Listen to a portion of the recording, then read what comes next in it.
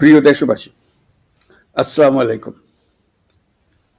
আজ আমাদের পুরো জাতি গভীর শোক ও বেদনায় নিস্তব্ধ।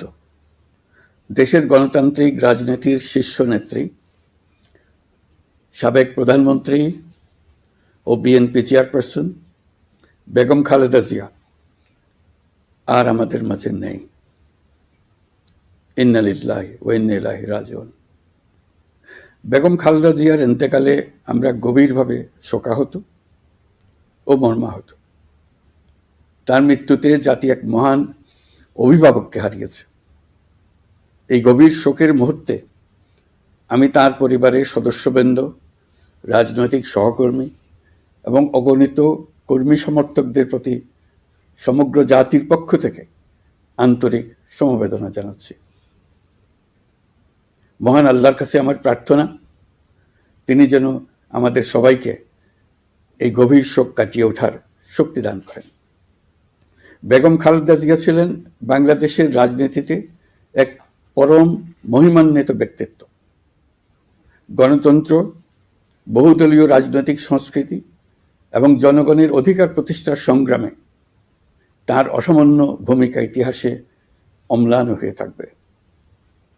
স্বৈরাচার ও ফেসিবাদের বিরুদ্ধে তার আপসহীন নেতৃত্ব বারবার জাতিকে গণতন্ত্রহীন পরিস্থিতি থেকে উত্তরণের পথ দেখিয়েছে এবং মুক্তির প্রেরণা জুগিয়েছে। দেশ ও জাতির প্রতি তার সমুজ্জ্বল অবদান জাতি চিরকাল শ্রদ্ধার সাথে স্মরণ করবে।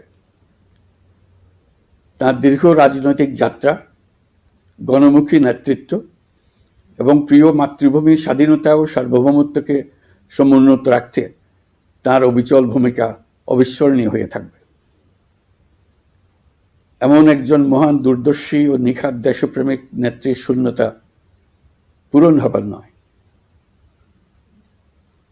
প্রিয় দেশবাসী, এই শোকাবহ মুহূর্তে আপনাদের প্রতি আমার উদাত্ত আহ্বান, আসুন আমরা সবাই যার যার অবস্থান থেকে মহান আল্লাহর দরবারে বেগম খালেদা জিয়ার বিদেহী আত্মার মাগফিরাত কামনা করি। একই সঙ্গে জাতির এই কঠিন সময়ে আমরা যেন ঐক্যবদ্ধ থাকি। শোকের এই সময়ে কেউ যেন অস্থিতিশীলতা বা নাশকতার অপচেষ্টা চালাতে না পারে।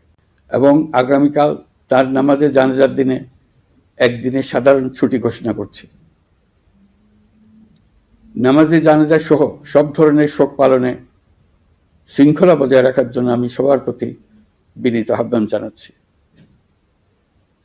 প্রিয় দেশবাসী, আমি জানি আপনারা সবাই এই সময়ে অনেক আবেগাপ্লুত।